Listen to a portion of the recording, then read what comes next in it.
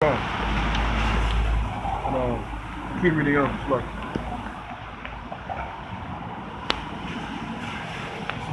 This is Ezekiel chapter 16, verse 8. Now when I passed by thee and looked upon thee, behold, thy time was a time of love, and I spread my skirt over thee and covered thy nakedness. Yeah, man. So going back to the analogy, to where, a woman that may have came from like a third world country, it's in a third world country, and now she's in like, looks like, a very handsome man, rich, powerful man, comes by, sees her in a fucked up state, in a fucked up condition, and in just straight poverty, takes her up under his wing, buys her a visa and all that, you know what I'm saying, and brings her into his home, brings her into the riches of his home, now she's decked out with the finest of gold, finest of embroidered hair.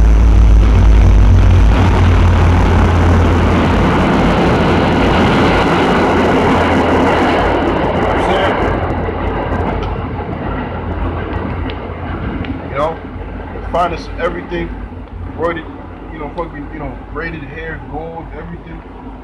Now she living good, she eating steak, she living flashy, she living, she ain't never lived, the way how she was living before, ever since she came across this man, ever since this man found her.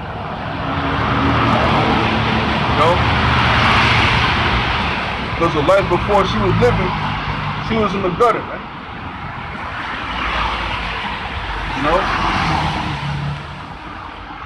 She was in the gutter, man. Every day was a gamble, on where you're gonna try to, find something to eat, find a place to sleep, find a place to stay. Every day was a fucking gamble, man.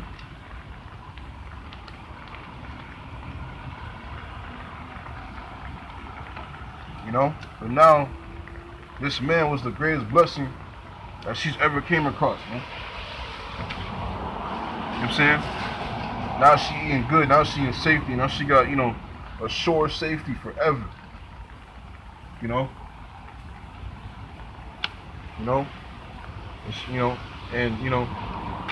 This man is literally her, her only hero. Her knight in shining armor, so to speak. This is just an example. You know what I'm saying? She's the only man that she's, gonna ever think about, And they was in love, man. You know what I'm saying? She loves him, she loves him, and he loves her. Verse 8, now when I passed by thee and looked upon thee, behold, thy time was the time of love, and I spread my skirt over thee. Yeah, man. And covered thy nakedness. Yea, I swear unto thee and entered into a covenant with thee, saith the Lord Yahweh, and thou becamest mine. Then washed I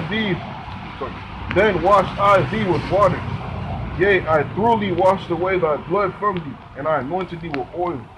I clothed thee also with broidered work, and shod thee with badger skin. And I girded thee about with fine linen, and I covered thee with silk.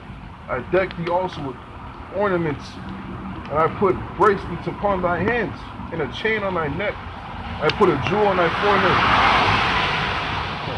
I put a jewel on thy forehead, and earrings in thine ears, and a beautiful crown upon thine head. Yeah, man.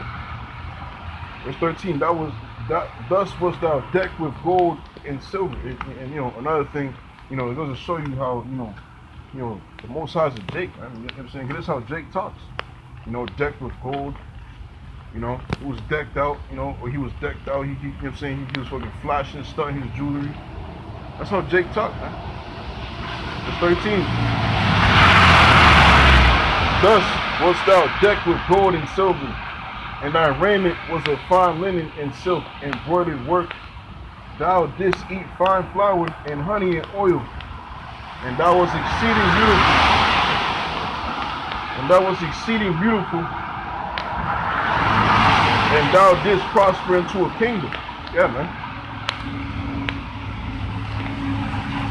Verse 14, and thy renown went forth among the heathen for thy beauty, for it was perfect through mine comeliness which I had put upon thee, saith the Lord Yahweh.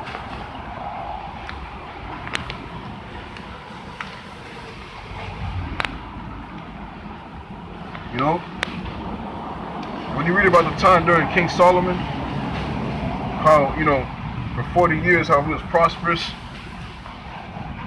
and then it talks about you know, how Queen of Sheba, had to pay King Solomon a visit, you know, to actually see for herself what the whole world was talking about, how glorious of a nation we are, and how glorious King Solomon is, and the people in the kingdom. You know what I'm saying? You know, and she paid him a visit, and she was speechless. Just matter of fact,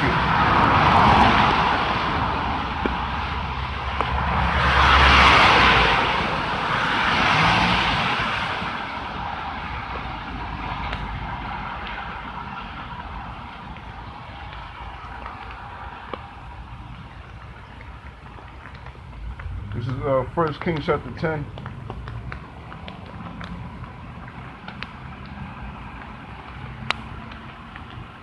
Verse 1. And when the Queen of Sheba heard of the fame of Solomon concerning the name of the Lord Yahweh she came to prove him with hard questions. And she came to Jerusalem with a very great train. You know, but she came with like, like presents and great trains of presents. A whole company of just great goodies.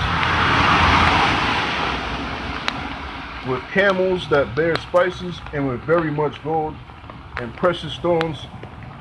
And when she was come to Solomon, she communed with him of all that was in her heart. And Solomon told her all her questions. There was not anything hid from the king which he told her not.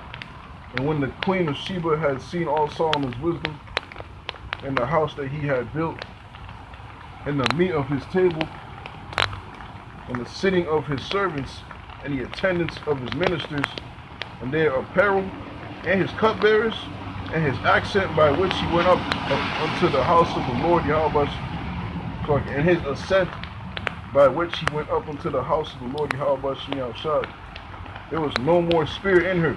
Yeah, man, I'll read it again. There was no more spirit in her. Like, she was just astonished, man. Like her mind was like melted on just how great of glory and riches, King Solomon was, and his wisdom, and the food at his table, the meat on his table, and the way how his servants were sitting, and his ministers, the way how they was attending. And their clothes, their apparel, and even his cupbearers, and the way how he just went out, and just how like the way how he just like went back to his his quarters, and just how great and just fucking majestic it is. It left the fucking just speechless, right? She was trying to get on with it, man. And she said to the king, it was a true report that I heard in my own land of thy acts and of thy wisdom. Howbeit I believed not the words until I came, and mine eyes had seen it. And behold, the half was not told unto me. Yeah, man. The half was not even told unto me. Thy wisdom and prosperity exceeded the fame which I heard. Happy are thy men, happy are these thy servants, which stand continually before thee, and that hear thy wisdom. Blessed be the Lord Yahweh Shem Yahushua thy power, which delighted in thee to set thee on the throne of Israel, because the Lord Yahweh Shem Yahushua loved Israel forever. Therefore made he thee king to do judgment and justice. Yeah, man. You know, and this is her saying this, man. Like, she just had to testify. And she gave the king 120 talents of gold and of spices, very great store, and precious stones. There came no more such abundance of spices as these which the queen of Sheba gave to King Solomon.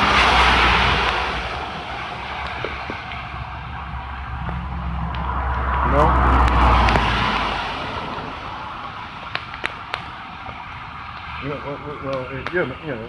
That's pretty much the main points. But I was trying to get the point to where the verse to where she came to the doorkeeper, and she thought that the doorkeeper was the king.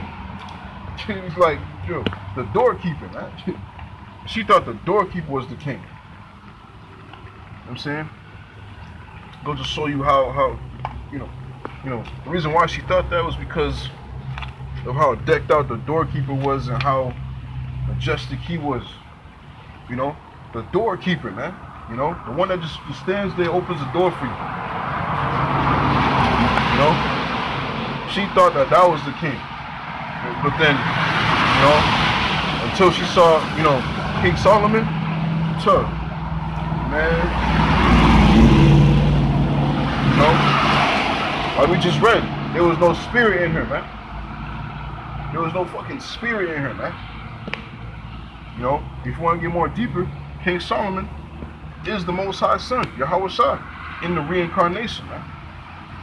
You know what I'm saying? But that's another lesson, for another time. The main point I'm trying to get out here is how glorious Yahweh Shem Yahushua has brought us into, man. Established us as a very great nation. And then later in King Solomon's old age, eventually, of course, he went off. He started sacrificing to the gods of Ammon and their gods in his old age. And the Lord, that let a curse upon the nation. He said, roughly paraphrasing, pretty much,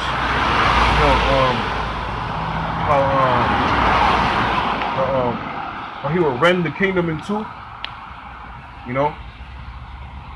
Constant enmity between the southern kingdom and the northern kingdom, continually, even to this very day.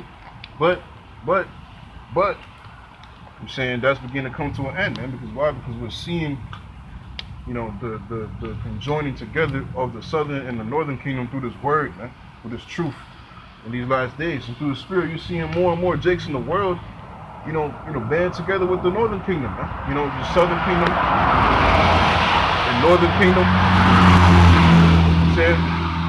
I'm saying, cause man, for a very long time it was constant enmity, man. Yeah, and that all started, after the passing of King Solomon, man. To where we're just broken up completely, and constantly being in enmity against another, both southern kingdom and northern kingdom. And we just constantly cursed as a nation. Going off, eventually going off and not being able to keep up what we said we was going to keep up, to keep the law, statutes, and commandments of our power to the best of our capabilities. So the Lord just eventually just started casting us off, man. Cast us off.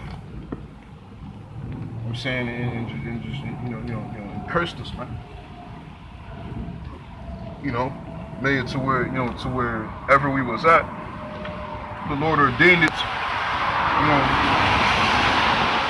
you know, the worst of our enemies, you know what I'm saying, to overcome us, man.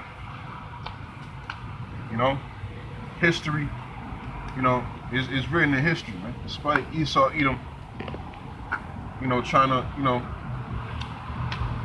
erase it, it's still history, man.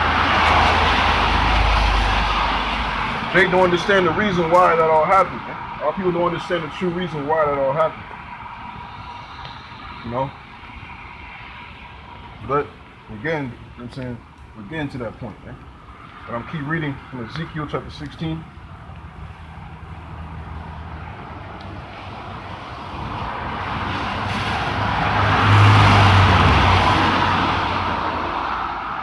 Ezekiel chapter 16.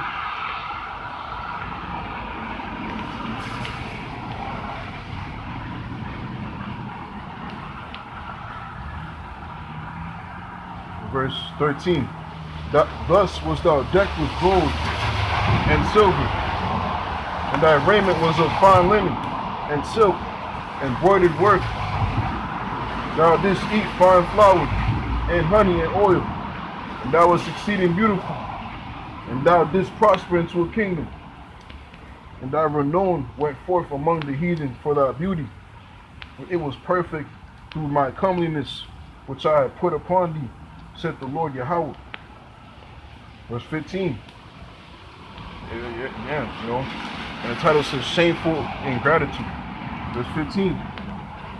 But thou didst trust in thine own beauty, and playest the harlot because of thy renown, and pouredst out thy fornications on every one that passed by thee. On every one that passed by. His it was. And of thy garments thou didst take, and decked thy high places with diverse colors, and placed the harlot thereupon. The like thing shall not come, neither shall it be so. Thou hast also taken thy fair jewels of my gold and of my silver, which I had given thee, and madest for thyself images of men. You know what I'm saying? Idols, man. You know, sacrificing after other idols with the same, amenities, whatever the word is, amenities, which the Lord Yahweh gave us, and made it to thyself images of men, and didst commit whoredom with them, and tokest thy broidered garments, and coveredst them. And thou hast set mine oil and mine incense before them, my meat also which I gave thee, fine flour and oil and honey, wherewith I fed thee. Thou hast even set it before them for a sweet savor. And thus it was, saith the Lord Yahweh. Moreover, thou hast taken thy sons and thy daughters, whom thou hast born unto me, and these hast thou sacrificed unto them to be devoured. Is this of thy whoredoms a small matter, that thou hast slain my children and delivered them to cause them to pass through the fire for them? Yeah, man. Same way, you come home, it's like, we'll go back to the analogy with the man and the woman, the rich man and the you know what I'm saying, that and that poor woman, she all decked out, the man took her in, and they love each other, she's all decked out, she eating good, she living lavish and rich compared to her previous lifestyle, which is straight dirt, poor, and poverty. She loves this man, and then, as time went on, I'm saying, she gets bored of the man. That's always been the case, man, of the weaker vessel. In this case, we are the weaker vessel towards Yahweh B'Shem Yahushua. The woman does the same thing for us men, man. You know, you get you a fine piece and